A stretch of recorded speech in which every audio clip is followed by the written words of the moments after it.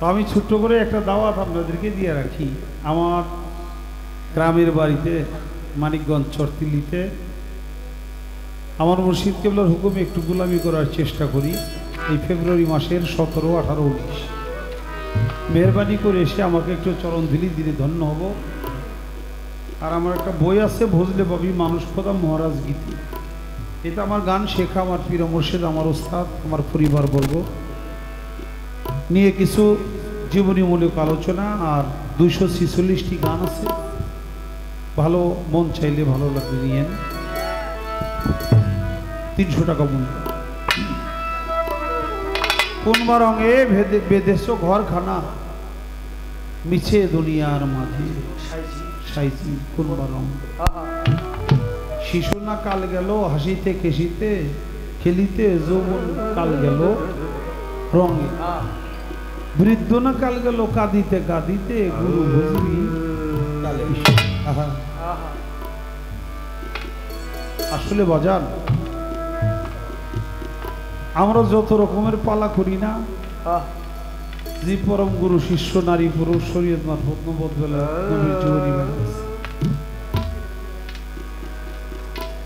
আর আজকের পালা হইল মাল জোড়া। সমস্ত পালার বড় পালা হইল আশা আর যাওয়া। যাওয়া আমাদের আশাটা শেষ, এখন আমাদের যাওয়ার পালা শুরু। বাজান যান বাজান, যারা যারা যাবেন একটু আগে যান। গান ধরার সময় আর যায় না, গান ধরলে এইটুকু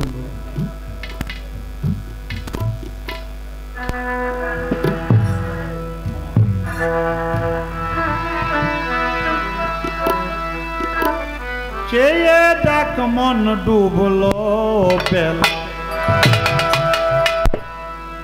হেলে দুলে হয়ে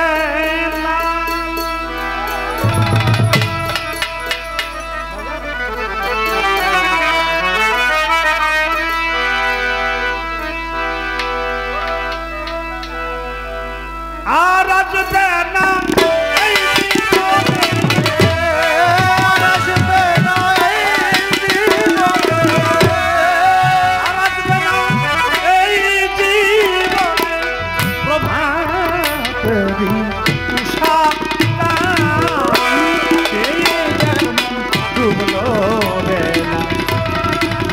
দুলে হয়ে না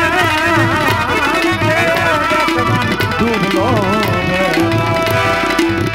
দুলে হয়ে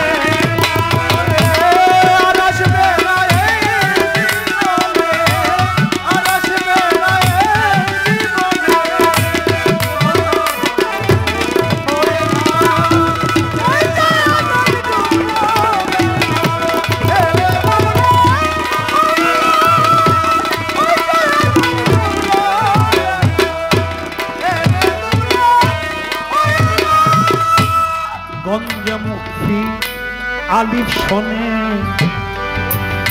লিসো প্রেম সঙ্গপনে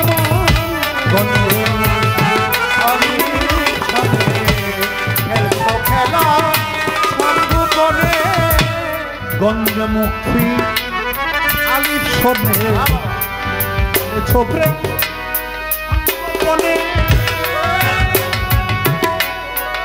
গঞ্জমুখী আলিফ শোনে ফেলেছ প্রেম সঙ্গপনে, মুগ্ধ বন্ধুর রূপ দর্শনে,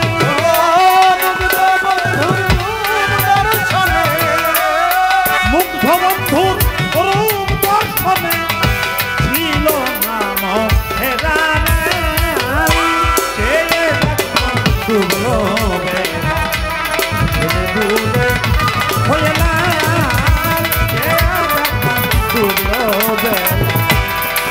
দুলে হয়ে না।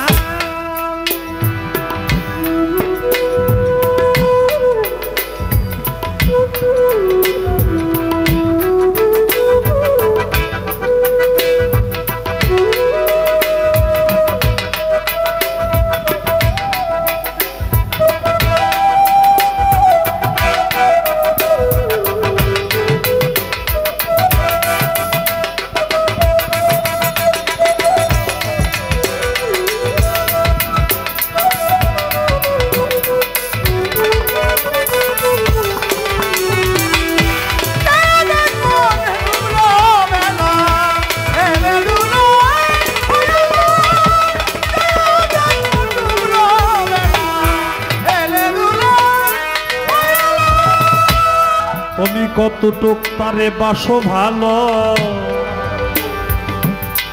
এই পরীক্ষায় ধরায় পাঠালো কতটুক তারে বাসো ভালো এই পরীক্ষায় পাঠাইলো কতটুকু বাসো ভালো পরীক্ষায় ধরায় পাঠালো সংসার বেরিত পায়ে পড়লো সংসার বেরিত পায়ে পড়লো সংসার বেরিয়েই পায়ে পড়লো বেঁধে মহাজন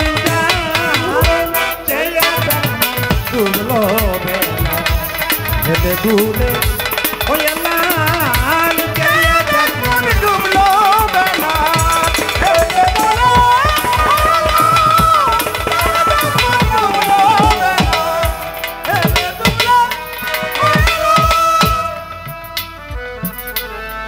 আপন ভাবলা তুমি যাকে ছেড়ে যাবে একে একে মন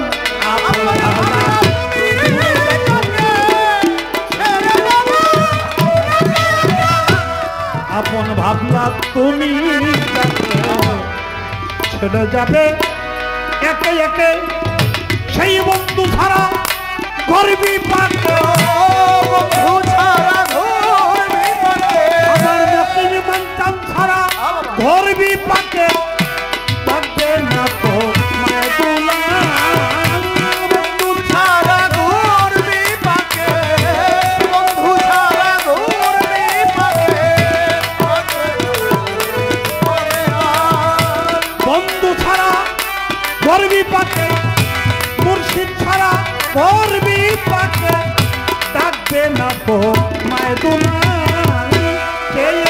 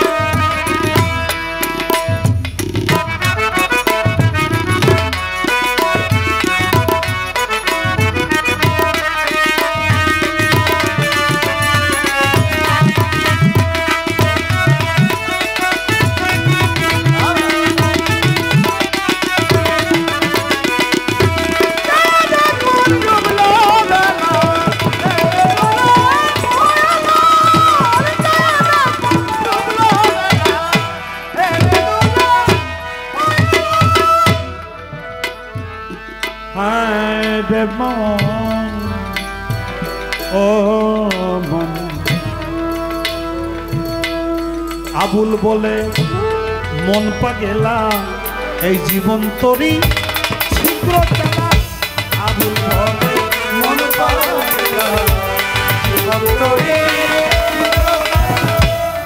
আবুল বলে মন পা গেলা উঠবে না আর আয়ু বেলা জীবন তরি ছিদ্র চালা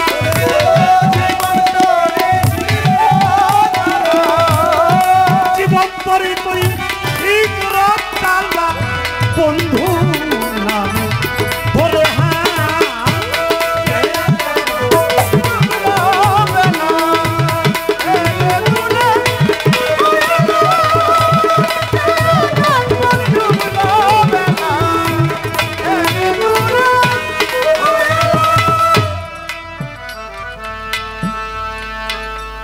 আর আসবে না এই জীবনে প্রভাতেরই উষাকা ইচ্ছা করলেই সেই শিশুবেলার আনন্দে আপনি ফিরে যেতে পারবেন না চেয়ে দেখুন ডুবলে বেলা হেলে দুলে হয়ে লাভ এটা শুধু ওই আকাশের দিকে চেয়ে থাকলে হবে না ওই বেলা না চেয়ে দেখো তোমার নিজের জীবনে বেলা ডুবে যাচ্ছে কতটুকু তুমি তারে ভালোবাসো ভালো এই পরীক্ষার জন্যই তোমাকে এই ধরায় পাঠাই সংসার বেরি তোমার মায়ে পায়ে পড়লো বেঁধেছে মহা জঞ্জাল আপন ভাবলা তুমি যাকে চলে যাবে তারা একে একে বন্ধু ছাড়া এই ঘোর বিপাকে কেউ তোমায় ডাকবে না দুলাল।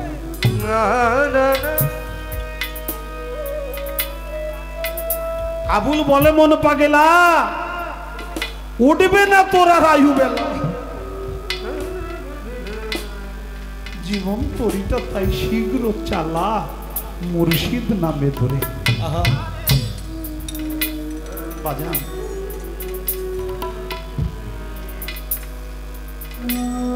সাধক তার গানে বলছে যৌবন জোয়ার একবার আসে রে বন্ধু চলে গেলে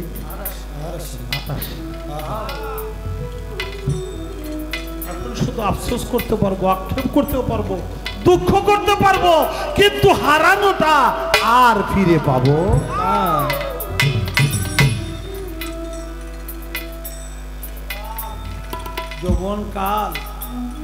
যৌবনকাল এটা হলো মালামাল। এই তিনটি কাল শিশুকাল বৃদ্ধকাল মাঝখানে হলো যৌবনকাল। যৌবনকাল তাই হলো মালামাল। তাই রাখতে হবে, খেয়াল দিতে হবে দেয়াল, যাতে ঢুকতে না পারে ওই ঘরে শিয়াল। যেই ঘরে মাল থাকে ওই ঘরে তো ডাকাত ঢুকে নাকি? যে ঘরে মাল নাই ওই ঘরে ডাকাত চোর ডাকাতের ঢুকে কোনো লাভ নাই। এই জন্য যৌবন কালে আজ কইরা টাইট কইরা তারপরে ভাগ করুন লাভ।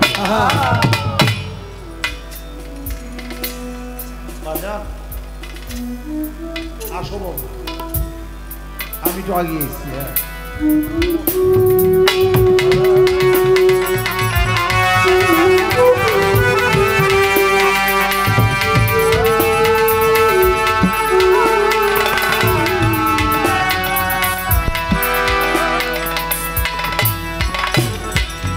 বক্সনগর ইমাম মান্ডার দরবার শুনি পীরে কামেল হযরত শাসুবি বাবা আক্রাফ সাহেব পক্ষ থেকে তার নাতি মোহাম্মদ রিফাত কাঁচা ফুলের মালা দিয়ে ভালোবাসা দিল দরবারের পক্ষ থেকে। আত্রাব আলী সাহেব দরবারে ভক্তি রাখি। আসলে কাঁচা ফুলের মালা দিলে কেউ বাবা ফুল তো যে ছেলেটা দিল নিজেই তো একটা ফুল, ওই হইল সত্যিকারের ফুল নিষ্পাপ। বাবা মনে পড়ল চন্দ্রের বাবা আমার ভাই বসে বসে ওই ভাইগুলো আমার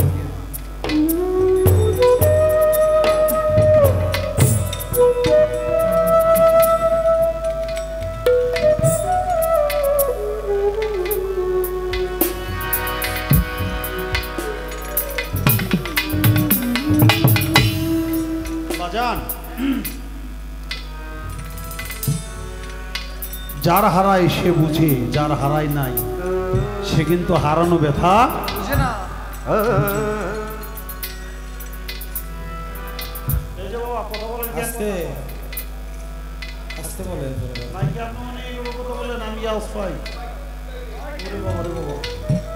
আপনি তো ক্যামেরাম্যান, আপনার তারা যাবো বাবা। এক বৃদ্ধ লাঠি ভর ঘুরে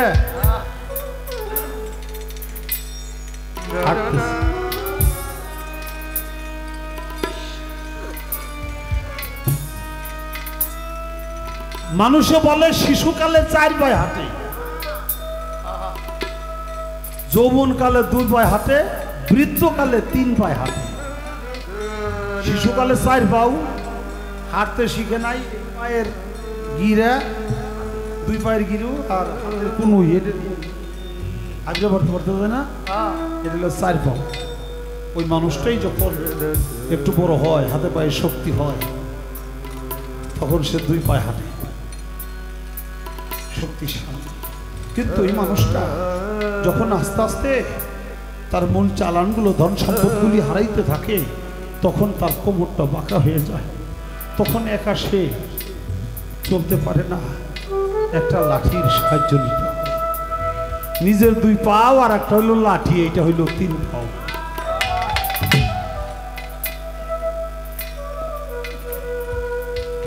এই লাঠি ভর করে গুজা হয়ে হাইটে যায়। আর একটা যুবক এসে কয়, চাচা আপনি কি খুঁজেন? আপনার কি হারাইছে? কি খুঁজেন? বৃত্তটা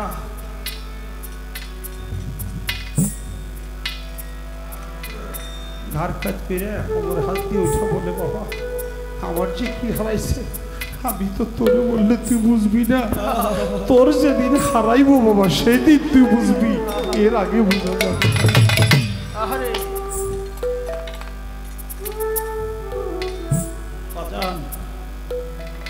সুস্থতা হলো জীবনের সবচাইতে বড় নিয়ম। আমরা তা করি না, আমাদের ভুলে।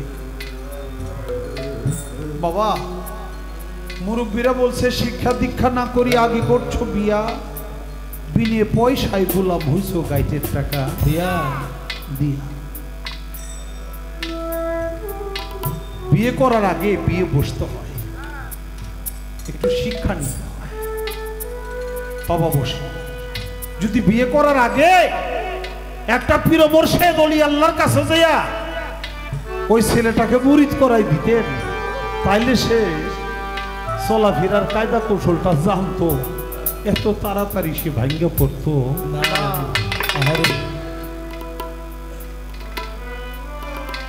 আর যখন তা করেন নাই, আগেই বিয়ে করে দিছেন, ওই যে কয় না যে ফুলাই বড় হয়ে গেছে, ফুলার মায় কয় ফুলার বাপেরে, শুনছনি গো আমাকে ফুলাই কিন্তু অনেক বড় হয়ে গেছে। ওজানি কেমন কেমন করে রাত্রে খালি কই দিয়ে যিনি ঘুরে, অনেক রাইতে যে বসে থেকে তারপরে আসে না, কথা কইলে সেইটা উঠে কত কি করু, কয় ফুলার গলায় রশি দিয়ে, ফুলার গলায় একটা রশি দেয়, তাইলে ফুলা এরকম করবো না। রশি দেয় কার গলায় বাবা? রশি দেয় হইলো পাঠার গলায় না, পাঠার গলায় রশি দিয়ে বাঁধে চলে গিয়ে, তাইলে ফুলায় পাঠা হয়ে গেছে। আরে রশি দেওয়া মানে তুই বিয়ে করাইব, তাহলে পোলা হইছে পাঠা। তাই যদি এই পাঠা হওয়ার এই পাঠাটাকে গলায় রশি না দিয়া গরুর বাড়ি পাঠাইয়া দিতেন, তাহলে ও যাই না বুঝে যদি বিয়ে করতো, তাহলে ওর দশাটা এরকম হইতো না।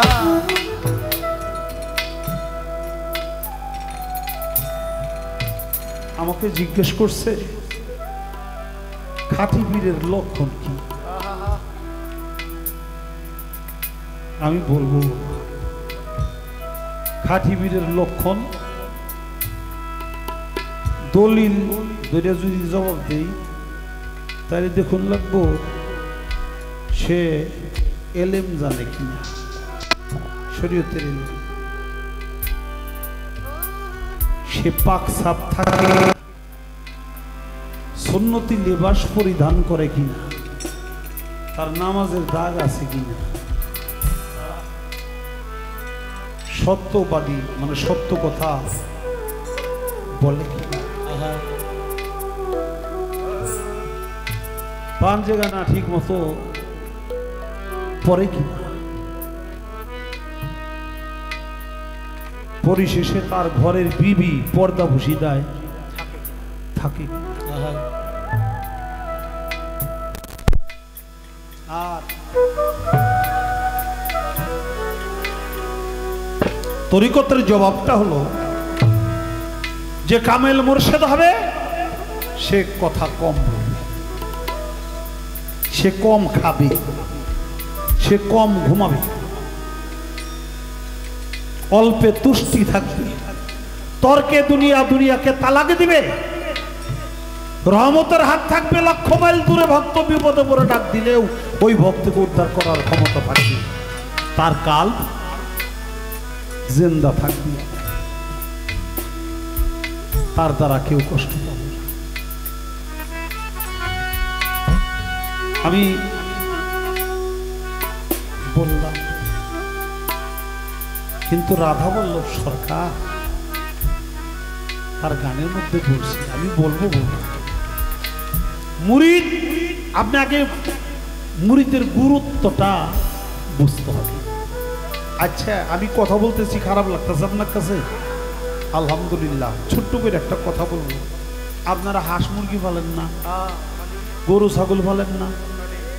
ছাগলটা ঘরে ঢুকছে কিনা, হাঁসটা খোয়ারে ঢুকলো কিনা, মুরগিটা ঘরে ঢুকলো কিনা, এটা দেখে তারপরে শোন না। এটার বেলায় কিন্তু এটা করেন।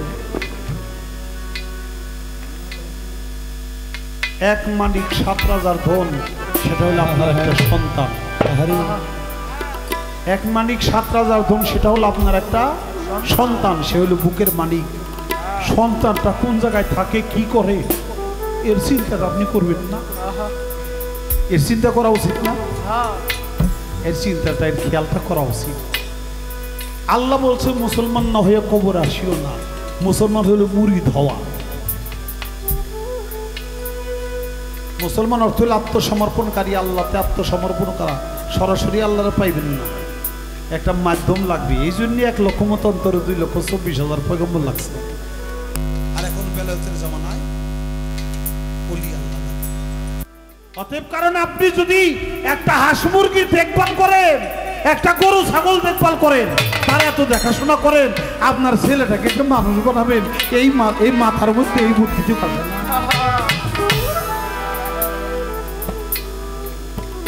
গুরু যেমনই হোক বাবা, বাবা আসেন, এই আসতে আপনার নিয়তটা ঠিক থাকতে হবে। ইন্নামাল আমাল বিন্নিয়াত। আপনার নিয়ত ভালো, সব ভালো। নিয়ত ভালো না, কিছুই ভালো না। ভালো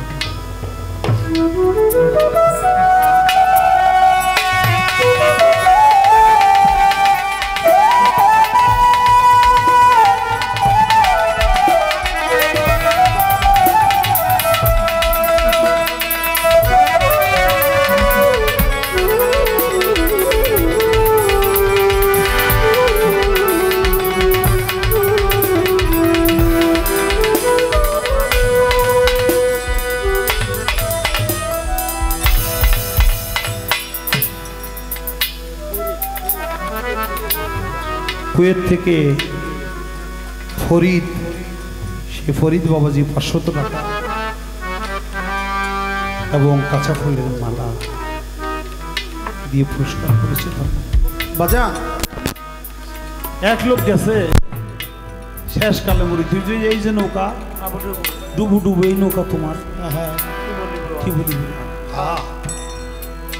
তারপরেও যদি ভাগ্যে জুটে বাবা, এটা হলো একেবারে প্রথম অপশন। মুসলমান না হইয়া কবরে আসিও না। বুড়া কালেও যদি মুরিদ হয় বাবা, এই জীবনে কিছু করতে না পারলো, তারপরেও তো হাজিরা খাতায় নামটা উঠছে। এটাও কম না, এটা ভাগ্যে লাগবে। তারা কখনো পারে না কারা? যাদের অন্তরে মোহরমারা হয়ে গেছে। ফালান তাজিদাল্লাহু ওলিয়াম মুরশিদা। মোহরমারা ব্যক্তি কোনদিন ওলি পর্যায়ের মুর্শিদের কাছে যাবে না। বাবা বুড়ি ধুইতে গেছে বুড়া বয়সে, বাবা সারা জীবন আকাম কুকাম কত করছি, ভালো কোনো কাজ করছি বলে আমার মনে পড়ে না। এখন ছেলে দেখতে পারে না, মেয়ে দেখতে পারে না, বউ দেখতে পারে না, আমার সাথে কেউ কথা পর্যন্ত ঠিক মতো বলে না। এক মুহূর্ত বৈশা সময়ও আমার এতদিনে বুঝ হয়েছে আমি কখন জানি মাটির তলে চলে যাব। বাবা দুনিয়া তো ভালো কিছু কাজ করতে পারি নাই, তাই আপনার হাত ধরে একটু তওবা করতে চাই। আপনি একটু দয়া করে আমার তওবা করবেন, যাতে আমার এই পাপ তাপগুলি নাশ হয়। ওই পিসা হুজুর কতক্ষণ চোখ বুঝে থাইকে তারপর বলে, বাবা হ্যাঁ আমি তোমাকে তওবা করাইতে পারি, মুরিদ করতে পারি। এই পৃথিবীতে সবচেয়ে নিকৃষ্ট কি আছে? এই নিকৃষ্ট কোনো জিনিস বস্তু যদি আমার কাছে এনে দিতে পারো, আমি তোমার মুরিদ করব। এর আগে পারবো না। উনি ঘুরতেছে ঘুরতেছে ঘুরতেছে, নিকৃষ্টটা কি রে? তাই দেখে রাস্তার মধ্যে পাইছে একটা কুকুর। কুকুর বলে এই নিকৃষ্ট কুকুর যেই ঘরে থাকে ওই ঘরে আল্লাহর রহমতের ফেরেশতা কেন আসে না। শয়তানের ফুক থেকে হইছে ওইটাই নিকৃষ্ট। কুকুরে ধুয়ে তাই না ইসরে পীরের বাড়ির দিকে যায়, কুকুরের জবান খুলে গেছে, কুকুর ডাকতে কয় কিরে ভাই আমার কই নেস, কিরে কোথায় কথা কয় এটা কি? আরে ভাই তুই ডরাস না, আমি তো কথা বলতেছি। আমার কই নেস, কয় আমার পীরের বাড়ি। পীরের বাড়ি কেন? কয় তুই নিকৃষ্ট। কয় আমি কেমনে নিকৃষ্ট?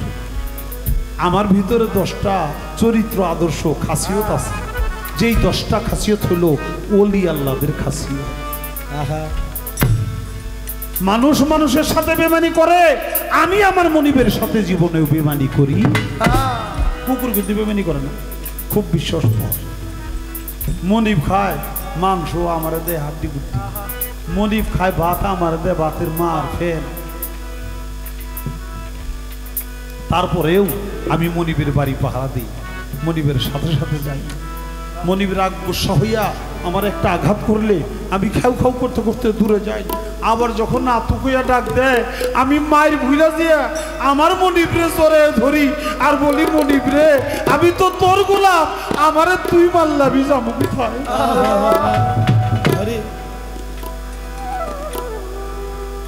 তাই আমার ভিতরে এত এত গুণ আছে, তুমি গুণটা দেখলে না? ছাইরে দিছে কত তো আসা। কি করব কি করব, কোথায় কি পাই কোথায় কি পাই? যাইতে যেতে হঠাৎ করে দেখে যে রাস্তার পাশে এক ব্যক্তি একবারে মাত্র পায়খানা বেরিয়েছে। পায়খানা বেরিয়ে গেছে, এই যে পাইছি। এটার ভিতরে কোনো আদর্শ চরিত্র কোনো কিছু নাই, কোনো গুণ নাই। এটার ভিতরে খালি দুর্গন্ধ, এটা সবাই ঘৃণা করে, কোনো মানুষ এটা দেখতে পারে না। তো কেমনে নিব? ওই একটু পলিথিনের কাগজ টাগজ দিয়ে পেঁচাইয়ে চলছে। গুরুর বাড়ি যায়, ওই ময়লা জবান খুলে গেছে। ময়লা ডাক দিয়ে বলে, ভাইরা আমার কই নিস? আরে ময়লা দেব কথা কয়, এটা কোন দেশ হইলাম? বইয়ে কোন দিন কথা কয়, এইটা যে কথা কয়। আরে ভাই তুই নাস কই? আমার গুরু দরবারে। তোর আমার তোর গুরু দরবার নিবি কেন? তুই নিকৃষ্ট, তোরে কেউ পছন্দ করে না। আমার মুর্শিদ কইছে নিকৃষ্ট জিনিস নীতি, আমি তার পাই না, তুই জানা। তো ময়লা জবাব দেয়, ভাইরে আমি তো একটু আগেও 100 টাকা দামের পোলার চাল ছিলাম, 500 টাকা দামের ঘি ছিলাম, লবঙ্গ এলাচ দারচিনি এটা ছিলাম, 500-800 টাকা দামের গরুর গোশ ছিলাম। আমারে দিয়ে মজা করে তোর মতো একজন মানুষ খাইয়াই তো আমার এই কাজ করছে। আমারে যে এই অবস্থা করলো, হে দোষী না আমি দোষী? ছাইরে দিছে কত তো আসাই। ছাইরে দিয়ে চিন্তা হয়েছে, নিকৃষ্ট বলতে তিনি আর কিছুই পায় না। কাঁদতে কাঁদতে গুরুর দরবারে গেছে, আমি নিকৃষ্ট বলতে কিচ্ছু পাইনি, আমারে দয়া করে আপনার চরণ তলে একটু স্থান দিবেন কিনা বাবা? শুধু এই কথাটুকু বলেন। কতরে বলছিলাম নিকৃষ্ট কিছু আনতে তো পারলি না, আমি কেমন মুরিদ করব? কয় দয়াল আমি কেবল নিকৃষ্ট, আমার চেয়ে নিকৃষ্ট পৃথিবীতে আর কিছু। সাথে সাথে গুরু টান দিয়া ভক্তকে বুকে জড়ায় এনেছে, তওবা করেছে, জীবনের পাপগুলো নাশ হয়ে গেছে। এক জামানা সোহবতে বা আউলিয়া ভেতরে সাতসালে তাবিরিয়া। এক মুহূর্ত কোনো অলি লোকের সান্নিধ্যে আদবের সাথে বসা, এটা হাজার নজরি নফল ইবাদত অপেক্ষা উত্তম। ও বাবা, একটা গান শুনলাম না, কি পাগল বানায় গেল কি জানি, যত ভাবি ভুলে যাব ততই পিরিত বান্ধে রে। কি পিরিত শিখায় গেল আমার দয়াল বাবা। ও বাবা, তোমার দয়ালের সাথে তুমি কি পিরিতটা করছো? পিরিত তো এক প্রকার না বাবা, পিরিতটা তো এক প্রকার না। পাঁচ প্রকারের প্রেম।